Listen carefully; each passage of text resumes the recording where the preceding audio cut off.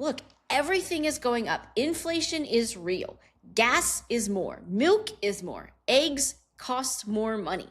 Everything is going up. And if you have not increased your prices in the last 6 months, your profitability is going down. It is time to raise your rates because your cost to fulfill is going up just naturally because that's how the world is right now.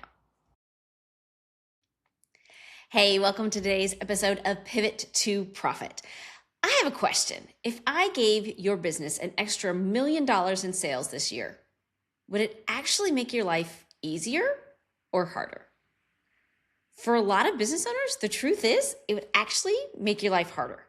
The fact is, as businesses scale, more revenue just highlights problems, and it doesn't necessarily make anything easier. It magnifies the problems that you have in your business. And the challenge is, as business owners, we're conditioned to chase revenue. We're conditioned to celebrate that $1 million, the multi-million dollar, the 8-figure business, the 6-figure launches, the fast-growing businesses. But few people actually sit and say, okay, well, what was your real profit within that business? What did the owner actually make? Is there any money really in the bank? Let me give you 2 examples. Business A is doing $500,000 in revenue. Profit is 30%, and the owner takes home $150K a year. Versus a business doing $2 million a year with 3% profit, and the owner is barely paying themselves. Company A, lot less headaches, and the owner's making more money. More revenue does not solve your problems. So let's talk about why revenue actually can make things worse for us as business owners. Reason number 1, you hire too fast. When you're scaling your business and you see revenue go up, a lot of us as business owners think, oh, we've got to hire. So most business owners go and start hiring middle managers, hiring admins, hiring salespeople, hiring marketing people. Unfortunately, that just inflates your payroll. So just because you're selling more, you need to be intentional about your next hire. And a lot of times that hire can be an expensive person, and it might be something that your business actually needs to operate successfully. But by hiring that expensive person, you're increasing your overhead payroll, which decreases your profitability. So there's actually less money staying in the business because you've had to make that hire. The next reason why having increased revenue can actually make things worse is your margins start to shrink.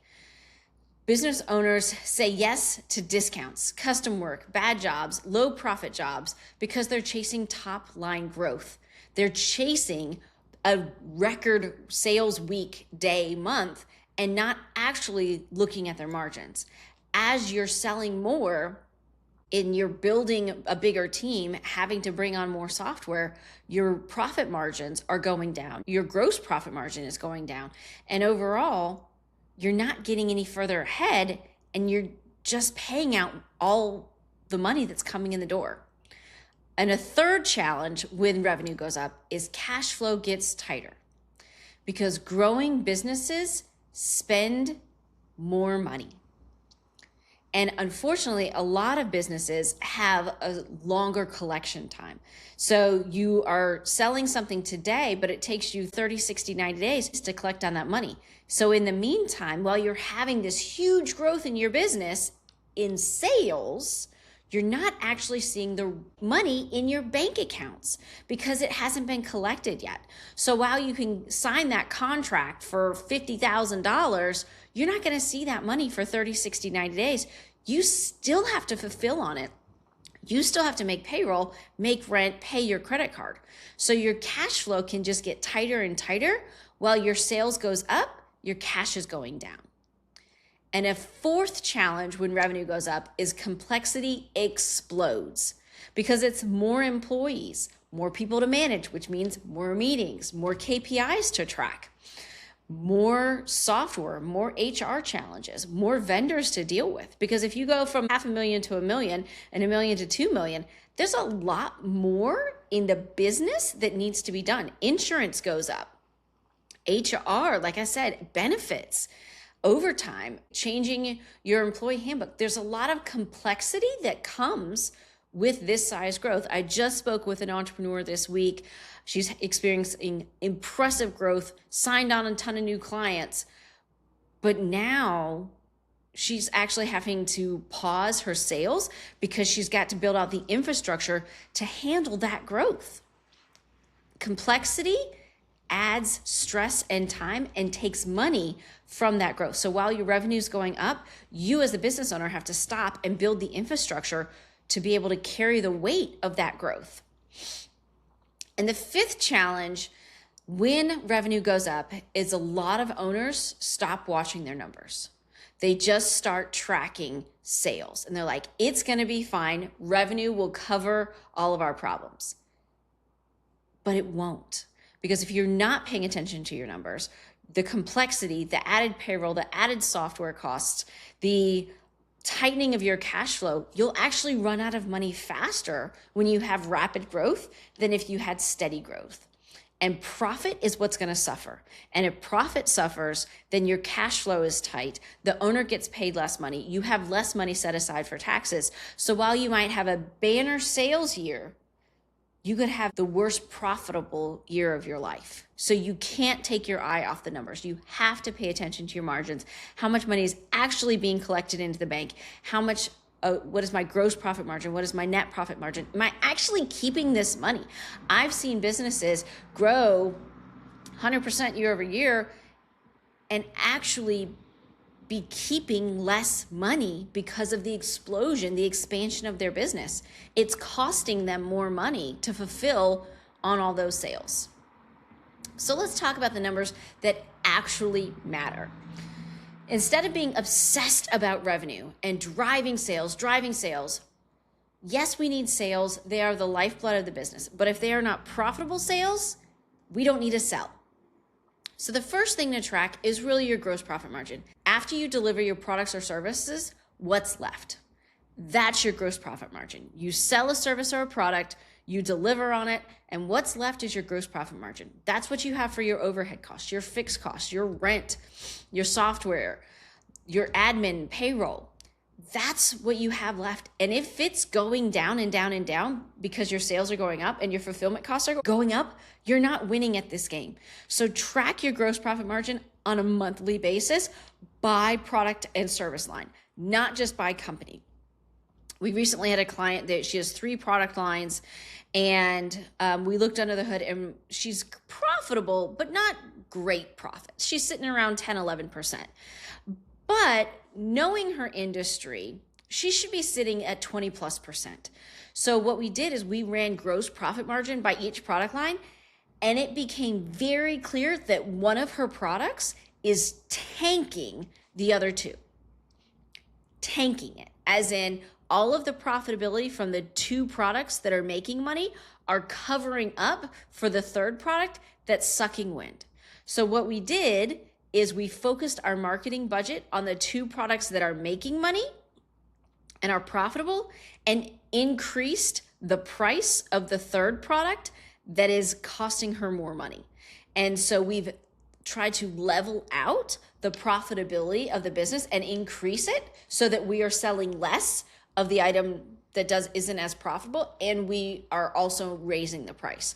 And we knew that because we ran the gross profit margin by each product. Next thing is net profit. It's not what you make, friends, it's what you keep. You need to know what your profitability is. And this does not mean money in the bank. This is understanding the percentage that after we collect money, after we've fulfilled and delivered on our product and service, we've paid our bills, what's left? And because we believe profit needs to be prioritized, if that number is not there, we need to implement cash flow management like profit first to take a percentage of every dollar that comes in, put it aside for profit, and then run our business with what's left.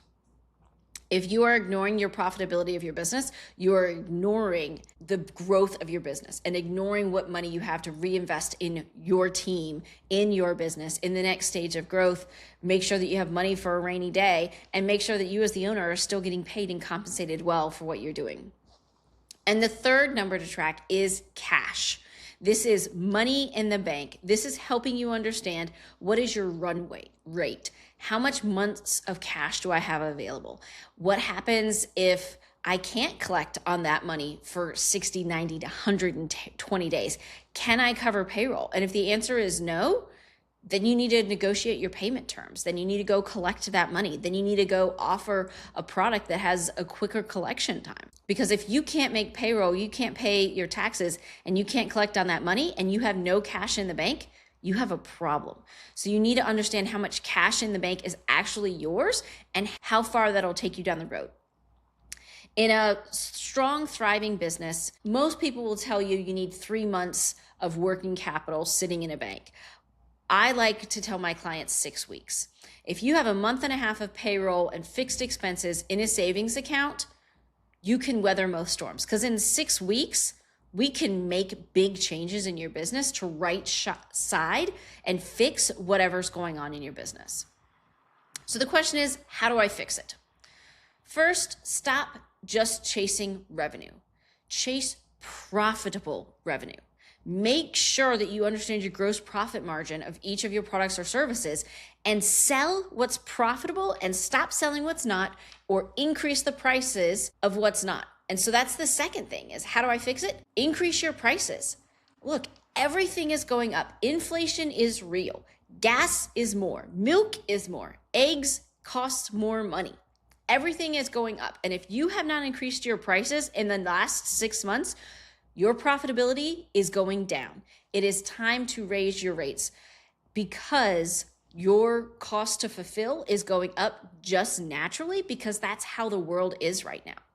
Next is to look at your numbers on a weekly basis. Ensure that you know your gross profit margin, your net profit margin, and how much cash you have available in the bank. And again, just because there's money in the bank doesn't mean it's your money. So you need to designate through a tool like Profit First with multiple bank accounts how much of that money is actually yours to make decisions with, and how much of it is already spoken for with payroll, debt that you have, other fixed costs. Know how much money you have and protect your margins.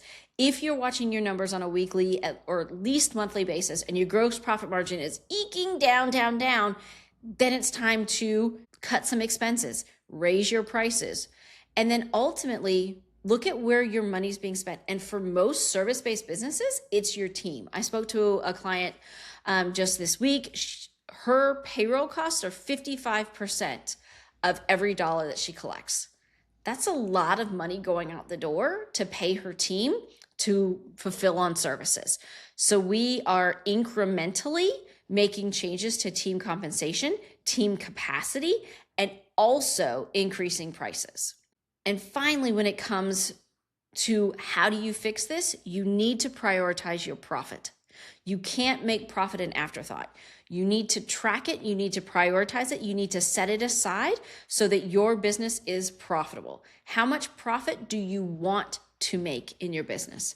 How much profit do you need to make? Because as a reminder, if you have business debt, like an EIDL loan, SBA loan, those sorts of things, the principal portion of your loan payment comes out of your profit. And if you have no profit, you can't carry your debt payments. So you have to prioritize your profit. So you need to ask yourself, how much profit do I actually need to cover my debt payment, plus to pay myself distributions, plus to have money for tax strategy, plus to have money to reinvest in my business?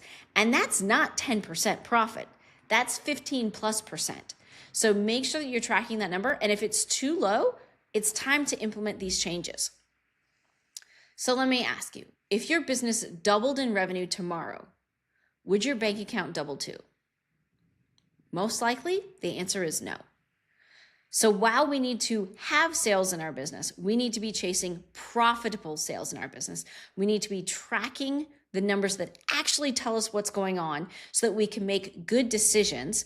We need to reduce costs if we need to reduce costs. We need to increase prices, and we need to make sure that payroll, which is probably our biggest business expense, is in alignment. If you have people on your team that aren't fulfilling and aren't bringing value to your team, it's time to make a change. If you need help understanding your numbers, if you have no idea what your gross profit margin is, just go to pamjordan.com, schedule a call with my team. We would love to talk to you. As a business owner, We are here to help you understand your numbers, increase your profit, reduce your taxes, and grow your wealth, because you work way too hard not to have a profitable business, not to be able to pay yourself well, and not to have cash in the bank for good times and bad times. That's all for today. Remember, it's not what you make that matters, it's what you keep.